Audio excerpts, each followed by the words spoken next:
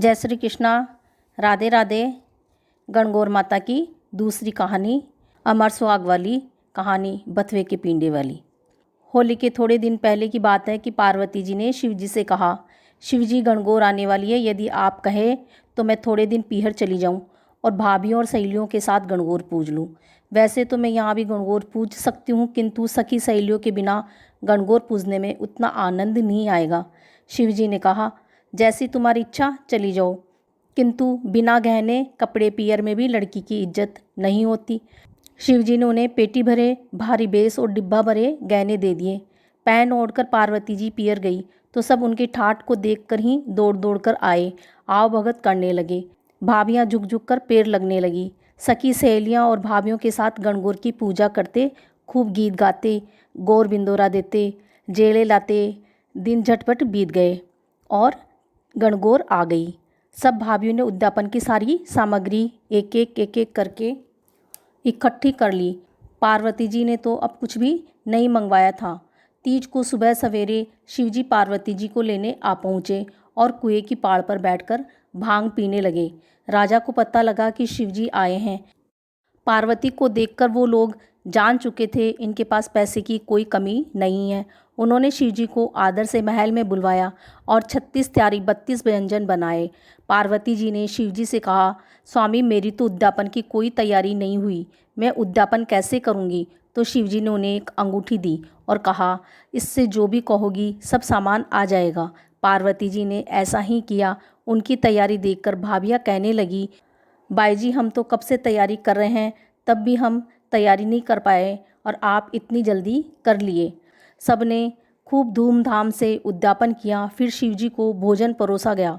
शिवजी को मजाक सूझी। उन्होंने सोचा, यदि मैं सारा भोजन खा जाऊंगा तो पार्वती क्या खाएगी। उन्होंने ऐसा ही किया, सारा खाना खा लिया। भोजन और परोसने के लिए कहा।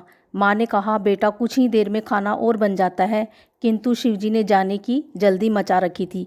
पार्वती जी ने कहा, माँ पेट की बेटी तो कुछ भी खा लेगी, जो भी हो वही दे दो। माँ ने देखा कि छीके में एक बथुए की पिंडी पड़ी थी और एक जली हुई रोटी पार्वती को खाने के लिए दे दी। पार्वती जी रोटी खाकर शिवजी के साथ रवाना हो गई। चलते चलते शिवजी व पार्वती जी विश्राम करने को एक बाग में ठहरे। पार्वती जी लेटकर आराम कर रही थी। थकान के कारण उन्हें नींद आ गई। शिवजी ने उनके पेट की ढकनी हटाकर देखा कि खाना तो सारा मैंने खा लिया था, फिर पार्वती ने क्या खाया। उन्होंने देखा कि एक जली हुई रोटी और बथुए की पिंडी उनके पेट में पड़ी हुई है। थोड़ी देर में पार्वती जी उठी तो शिवजी ने पूछा, पार्वती जी माँ बाप के यहाँ से क्या माल खाकर आए हो। पार्वती जी ने कहा, स्वामी मैंने वो ही खाया है जो आपने खाया है। शिवजी ने कहा, पार्वती जी झूठ मत बोलो, पेट में तो एक जली हुई रोटी और बथुए की पिंडी है। पार्वती जी ने कहा, स्वामी आपको कैसे पता। उन्होंने कहा, मैंने पेट की ढकनी खोलकर देख लिया। पार्वती जी ने कहा, स्वामी यह तो बहुत गलत है। औरत पीहर की इज्जत ससुराल में और ससुराल की इज्जत पीहर में ही रखती है।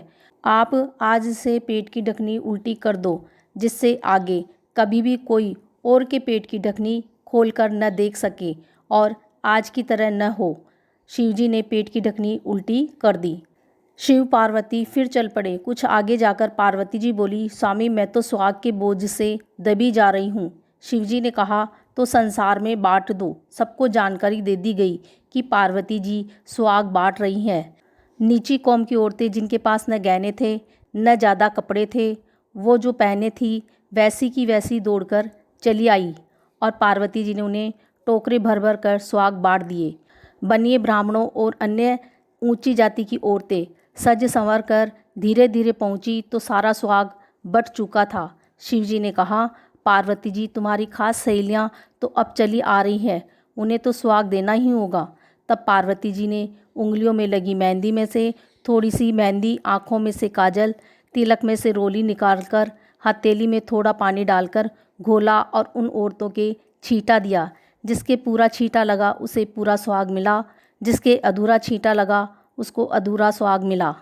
कहानी घटती हो तो पूरी करना, पूरी हो तो प्रमाण छोड़ना। राजा की और माली की कहानी अलग से वीडियो में डाली गई है, उसका लिंक अलग है, जो देखें। इसके बाद गणेश जी की कहानी सुने।